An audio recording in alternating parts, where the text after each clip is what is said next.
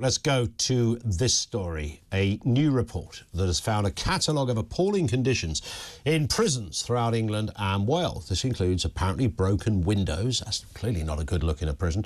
Drugs dropped off by drones and rat and spider infestations. Experts believe prisons could be contributing to reoffending rates. Let's speak with Ian Acheson, former prison governor. Ian, good afternoon to you. Hello, Ian. Good to be with you. And to you too. Look, I mean, forever people have talked about the state of prisons. We've got a sort of Victorian infrastructure there. It's changing in some respects. There are newer prisons, of course, but some of the most famous ones are very old. But do you recognise this analysis, that they're, you know, broken windows and drugs and drones, rats and spiders? Well, of course I recognise it, and your listeners will recognise it because prisons are routinely in the news after awful inspections, particularly of some of our Victorian prisons, that reveal exactly the things that you've described. I think the report that you're talking about in The Sun referred to Pentonville Prison. Pentonville is a Category B local prison serving the courts of North East London. It's overcrowded, and its infrastructure is falling to pieces. You've got people in cells, 2 people in cells designed for 1. Until quite recently, I know there's been efforts to fix this. It's been, awash with vermin and rats and so on. And, you're putting people in incredibly unsanitary conditions, in places that are falling apart and they're inhumane to be in. And you don't have sufficient numbers of staff. Pentonville is like many prisons at the moment, which are suffering quite acute staff shortages. So you don't have sufficient staff to actually help prisoners to do the thing that prison is supposed to do, and that is rehabilitate them and prepare them for release. And particularly in places like Pentonville and other Victorian prisons, and I've worked in Wandsworth, which is another example of a failing Victorian jail. You've got people who are coming in for short sentences and are effectively coming out worse because they've been subjected to high levels of violence. There's been no effort to equip them in any way through offending behaviour programmes, or work training or education and so on, to lead crime-free lives. So that means they leave prison after serving short sentences, probably worse than when they came in, and they continue to offend. So we've got a very serious problem with the conditions that we're holding some of these people in. And actually you've got a related problem which is just as bad, and that's the high levels of assault against staff. When you cram so many people together in a small and sanitary space, and you haven't enough staff to guarantee any continuity of the regime that they're supposed to be getting to help them reform themselves. So there's a curious equation here, isn't it? Because obviously prisons aren't meant to be your house. They're not meant to be cosy and comfy in one respect, but by the same token, they're also not meant to be so bad that they drive you stark raving mad to the point that you start going out and you're more angry than when you went in.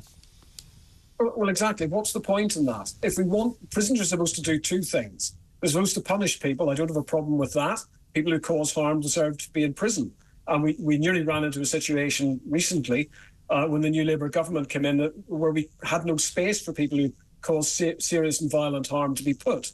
So, that's definitely, one of the objectives of imprisonment. And I don't agree that prisons should be places where, that are holiday camps. They're very far from that fantasy, I must say. That's a caricature. Prisons are places that are awash with drugs, awash with violence, awash with indolence. And we're not doing the job that we are paying north of $8 billion a year for the taxpayers paying for these organisations to do. So, they've got a job, they're failing at that job. And sometimes I get a bit frustrated when I hear, the usual excuse trotted out that it's all to do with overcrowding. OK, Pentonville is overcrowded.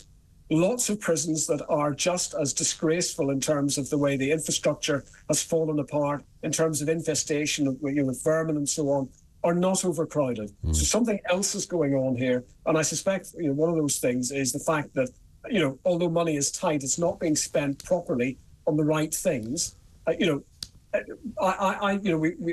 can talk about broken windows in prisons. I subscribe to the broken windows theory.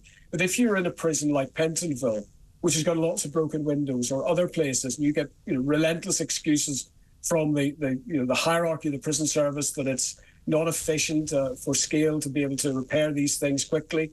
When you get places like that, all sorts of other things are going wrong as well. So basically, what I'm saying is, if you're in a prison, and there are lots of modern prisons that are as squalid, unfortunately, but if you're in a prison where you can't even empty the bins, what else is going wrong? And I can tell you for a fact, through my own experience, lots of other much more serious things are going wrong. So we need to tackle the basics here in order to do the job fully. And ultimately, we're talking about money, really, aren't we? I mean, one of the other things we're discussing here this afternoon is about sort of net zero and all of that, Ian. And the reason I'm introducing that into this conversation is that when you get into those kind of debates, there's a gazillion different beliefs on it. There's different theories, different threads, different ideas, different ways of going forward. With something like this, it's far simpler, actually, isn't it? I mean, the solution might be challenging, but bigger budgets are required to either spruce up the prisons we have got or build new ones. I mean, that surely doesn't take a sociologist, a criminologist, or even a former prison governor to work out.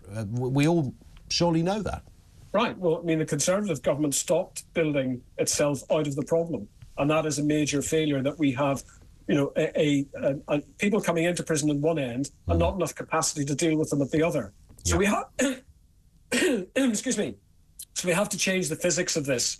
We either have far fewer people going to prison, or we have far more prisons built, and there is a cost for either side of that equation. We'll watch with interest. Ian, thank you very much indeed for your time. Ian Acheson, former prison governor. The state of the chiller round your... I mean, it stands to reason, doesn't it? I'm the first to say, this is not meant to be... You're not meant to have nice sort of shag pile carpet in the old cell. God, you'd miss carpet, wouldn't you, in jail? You're not meant to have that, and it's not meant to always be, a situation where you kind of feel a sense of homeliness. That's not the point. Simultaneously, if it's so bad, not bad because it's been designed to sort of shock you into rehabilitation, but bad because it ain't got any windows and there's rats and, you got stuff like that going on, and people are, find themselves going down a spot further down than when they went in there, and then they're mardy about this, and then there's violence, and then of course the drugs help sort of alleviate the mood a little bit, and there's loads of those in the jail, and the rats are on crack as well. So everything is, there's compounding effect. So yes, I want prisons to be horrible, but I also want them to be effective, and I think they can be both, but clearly at the moment they're only one of those things, and there's the problem.